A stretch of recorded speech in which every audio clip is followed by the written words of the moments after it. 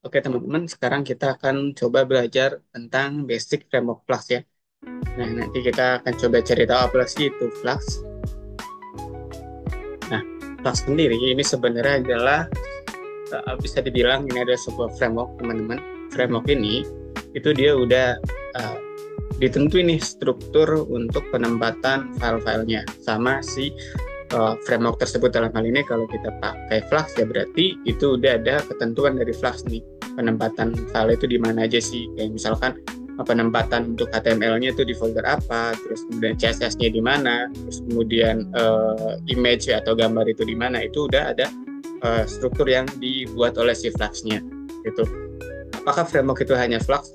Banyak teman-teman. Jadi dalam Python itu framework-nya itu nggak hanya Flux, ada juga Django itu juga termasuk framework untuk si Python gitu. Terus kemudian selain Python juga ada lagi framework itu. Kalau untuk PHP itu ada CodeIgniter, ada juga Laravel, dan masih banyak lagi gitu. Nah, kita fokus ke Flux saja. Jadi intinya Flux ini adalah sebuah framework gitu, ya. Nah, terus Flux ini itu dia termasuk ke dalam kategori micro framework namanya teman-teman. Micro framework ini adalah sebuah kerangka kerja yang menyediakan fitur-fitur dasar yang dibutuhkan untuk membuat sebuah platform web. Nah, tetapi ini tidak menyertakan fitur tambahan seperti ORM atau Object Relational Mapping, autentifikasi bawaan atau pengelola formulir seperti yang ada pada full stack framework seperti contohnya Django, atau kalau di PHP itu ada Laravel gitu ya. Nah, itu enggak seperti itu, beda. Jadi nanti skupnya kalau proyeknya itu teman-teman membutuhkan seperti Object Relational Mapping atau autentifikasi bawaan, maka teman-teman bisa pilih Django gitu, jangan pilih Flux. Nah, terus kemudian untuk ciri-cirinya sendiri, si micro framework ini pertama itu dia minimalis, jadi dia hanya menyediakan komponen inti seperti routing, request handling, dan juga templating. Fitur lainnya itu harus ditambahkan melalui ekstensi atau library tambahan. Lalu yang kedua, dia fleksibel, di mana pengembangan bebas menambah komponen atau pustaka gitu ya, sesuai kebutuhan, sehingga bisa mengontrol arsitektur aplikasi dengan lebih mudah. Lalu kemudian yang ketiga, dia lebih cepat dan ringan, karena si framework ini hanya membawa fitur intinya aja gitu. Jadi waktu muat dan kinerja bisa lebih cepat dibanding framework yang lebih besar. Lalu framework seperti ini atau Flux ya cocoknya untuk proyek seperti apa sih? Pertama, biasanya untuk aplikasi web sederhana, misalnya landing page, blog sederhana, atau website portofolio lah. Makanya di sini untuk project sentiment analysis kan ini hanya satu landing aja ya gitu. Jadi di situ nanti akan ada tampilan untuk mengupload CSV, lalu kemudian ada hasilnya gitu untuk analisis sentimennya. Maka kita di sini pakai Flux. Nah, walaupun dia itu tadi kita udah bahas si Flux ini cocok untuk proyek kecil dan lain-lain, bukan untuk kemungkinan dia itu nggak bisa gitu untuk proyek kompleks, bisa aja. Cuma nanti akan banyak PR lah buat kita sebagai developer gitu untuk membuat komponen-komponen tambahan gitu ya, atau komponen eksternal gitu di situ. Jadi ya kalau disarankan ya untuk proyek yang lebih kompleks ya jangan pakai Flux gitu. Cobalah pakai Django untuk proyek Python. Oke. Itu kurang lebih seputar Flux ya dan micro framework gitu. Lalu kemudian di sini adalah beberapa konsep untuk Flux. Pertama, di Flux ini ada routing, di mana Flux menggunakan routing untuk menghubungkan URL dengan fungsi Python. Lalu kemudian di Flux ini juga ada sistem template. Flux menggunakan template engine seperti Jinja 2 untuk rendering halaman HTML. Lalu kemudian juga ada modular. Flux ini juga mudah diperluas dengan pustaka tambahan sesuai kebutuhan. Nah, ini kurang lebih untuk struktur dari framework Flux-nya teman-teman. Jadi di sini pertama ini adalah folder project kita ya, sentiment app gitu. Terus kemudian kalau di Flux ini ada folder template, kemudian ada folder static, dan ini adalah inti dari aplikasi Flux kita gitu. Nah, untuk template ini digunakan sebagai tempat codingan HTML kita nih di sini teman-teman, template gitu. Terus kemudian untuk static diisi apa? Ini untuk CSS, terus kemudian untuk image ya, atau file konten lainnya lah. Di sini ada di static, nanti ditempatinya. Nah, untuk HTML itu ada di sini. Jadi nanti routingnya itu kita buat di sini. Nah, nanti diarahkan ke sini. Gitu. Misal kita pengen bikin homepage gitu, homepage-nya itu untuk codingan HTML taruh di sini. Nah, untuk setup routingnya itu kita nanti lakukan di sini. Gitu. Nah, ini kurang lebih struktur dasarnya ya, dasar dalam framework Flux. Oke, sekarang mari kita coba untuk coding ya teman-teman. Adalah file project yang di sesi sebelumnya yang sudah kita buat. Nah, di sini kita kemarin sudah menginstal virtual environment ya. Kemarin juga kita udah sempat install Flux ya. Nah, sekarang kita coba cek nih versi Flux-nya untuk membuktikan bahwa Flux ini udah terinstall atau belum gitu. Nah, sebelum kita melakukan checking terhadap framework si Flux-nya ada terinstall atau belum, itu teman-teman kalau misalkan kondisinya ini di sini nih belum masuk ke virtual environment, maka masuk dulu ke virtual environment atau aktifin dulu. Kenapa begitu? Karena kita akan bekerjanya di virtual environment yang udah kita buat nih untuk project kita kali ini. Jadi kita harus masuk atau aktifkan virtual environment itu. Kalau nggak aktifin, nanti Flux yang udah terinstall itu nggak kebaca sama komputer kita gitu. Karena dia terinstallnya itu ada di virtual environment, bukan secara general gitu ya. Nah, sekarang kita coba buktiin. Kita coba cek ya. Flux admin version. Nah, dia terdeteksi ya. Sekarang coba kita aktifin nih virtual environment-nya. C script habis itu activate, terus kemudian kita coba ketik Flux admin version. Nah, baru terdeteksi kan ya. Flux-nya itu versi 3.0.3 kan. Kalau tadi kan belum terdeteksi karena memang kita install Flux-nya itu di dalam virtual environment. Gitu ya. Oke, selanjutnya kita coba untuk belajar basic Flux-nya nih. Nah, kita udah diaktifin virtual environment-nya. Sekarang kita coba bikin folder dulu nih. Kan tadi itu ada struktur foldernya ya untuk project Flux kita. Nah, sekarang kita bikin nih. Pertama, kan tadi itu ada template ya. Template. Nah, ini untuk HTML. Terus kemudian di sini ada static. Ini adalah untuk statiknya jangan di dalam template tapi di sejajarin teman-teman. Nah, kemudian ada static.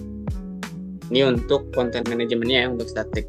Nah, HTML itu ada di sini. Lalu kemudian kita selanjutnya bikin satu file dengan nama app.py. Gitu ya. Nah, ini adalah untuk backend-nya ya. Kalau saya bilang ini backend-nya. Jadi untuk pengaturan routing dan lain-lainnya tuh kita buat di sini. Oke. Sekarang kita pengen coba nih untuk nanti kita bikin codingannya. Kita testing Flux kita. Nah, kita bikin file HTML ya teman-teman. Buat nanti kita tampilin di halaman Flux-nya, di home-nya. Dan kita bikin di sini index.html. Nah, terus kita di sini bikin sederhana dulu aja ya. Bikin coding HTML hello world-nya ya. Misalkan di sini kita kasih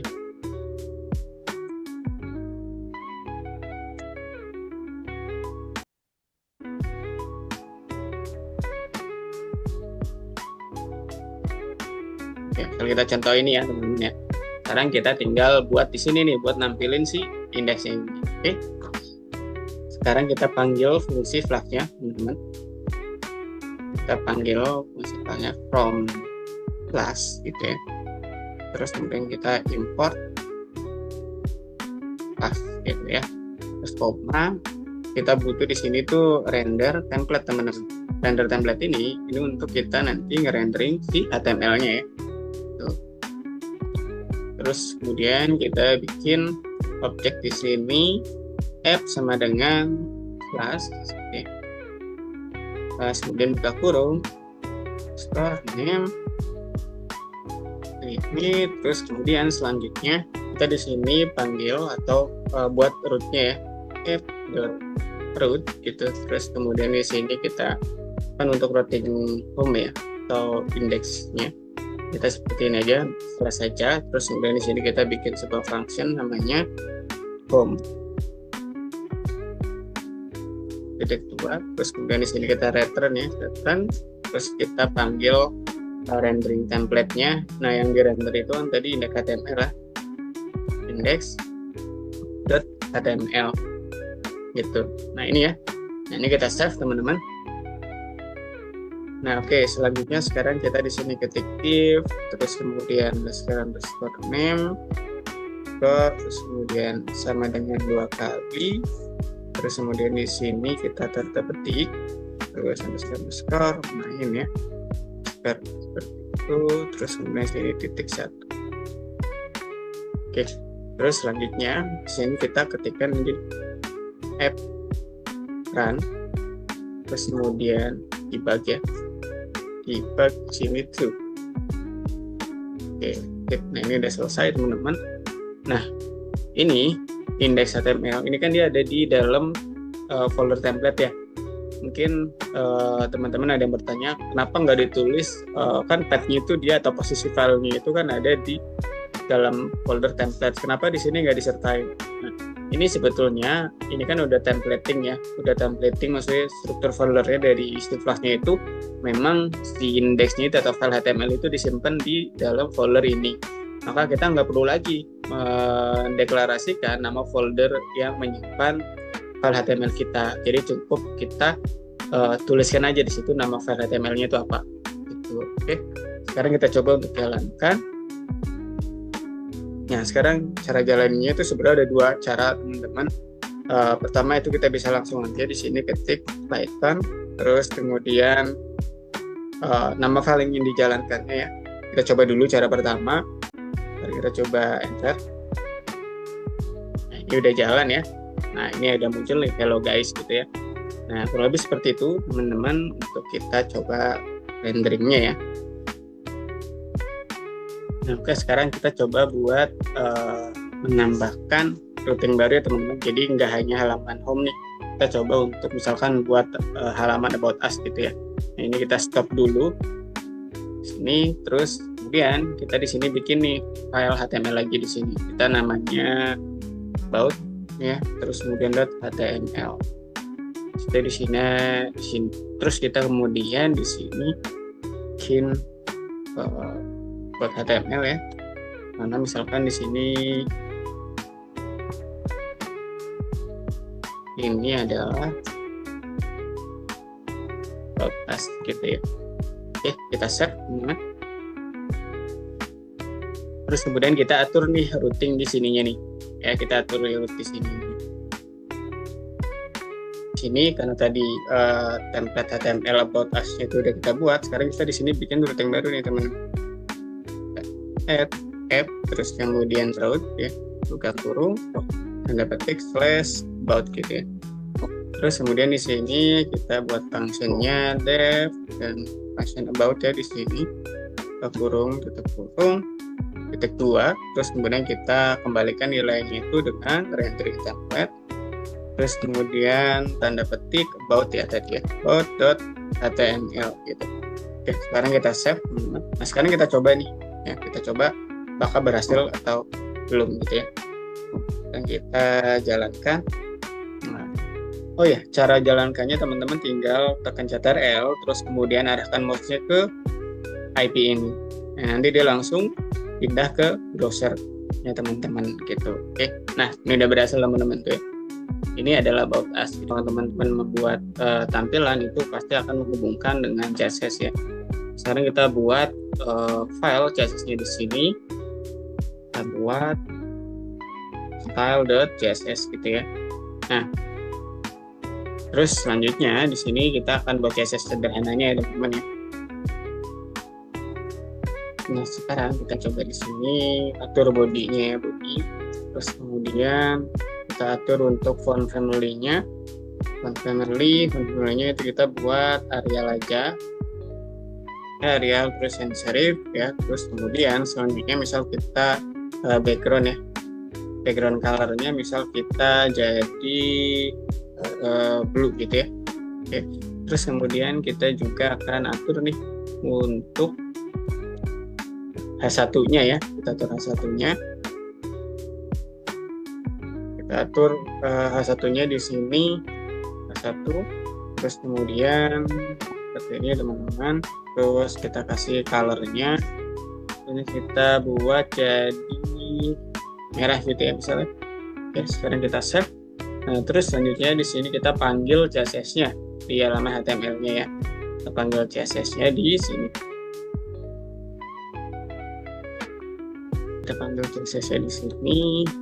Kita klik style. Nah, untuk panggil si CSS-nya ini teman-teman, ini nggak sama dengan yang pas tadi kita memanggil HTML di halaman ini ya. Kita langsung panggil aja nih nama halamannya, itu enggak, di sini berbeda teman-teman. Ini juga nanti berlaku juga untuk ketika teman-teman ingin melakukan pemanggilan terhadap image ya, atau gambar atau file konten lainnya. Nah, jadi teman-teman pertama cukup ketik kurung kurawa gitu ya, double seperti ini, terus teman-teman ketikkan di sini URL _for. Nah, ini adalah URL untuk dari si file konten yang ingin kita panggil gitu ya. Nah, di sini kita contohin CSS gitu. Ini adalah cara pemanggilan untuk CSS, URL for, kemudian di sini file CSS-nya kan ada di dalam folder static ya. Nah, di sini kita deklarasikan nih foldernya namanya static. Terus kemudian di sini kita koma. Nah, di dalam folder static ini nama file yang kita panggil itu namanya apa nih? Maka di sini kita ketikkan file name. Terus kemudian sama dengan nama filenya apa gitu. Dan di sini nama filenya style.css. Nah, kalau misalkan si style.css ini ada di dalam folder lagi, taruh misalkan dia itu ada di dalam folder static, kemudian di dalam folder namanya CSS, maka dia tulis seperti ini. Atau kalau misalkan image gitu ya, di dalam folder image nih dia img misalkan seperti ini gitu ya. Tapi kalau misalkan nggak di dalam folder, ya udah langsung panggil aja nama file gitu. Nah, sekarang kita coba apakah ini berhasil atau enggak ya. Oke, kita jalankan di sini teman-teman. Python F biar cepet yang kayak tadi itu ya.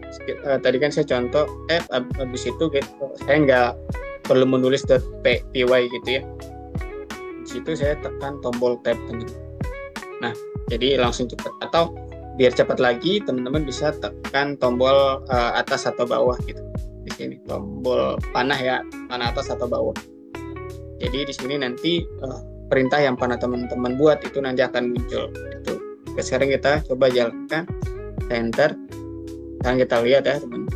Nah, ini dia. Jadi tadi CSS-nya udah kita panggil dan ini udah berfungsi nih CSS-nya untuk HTML di dalam HTML kita itu. Oke.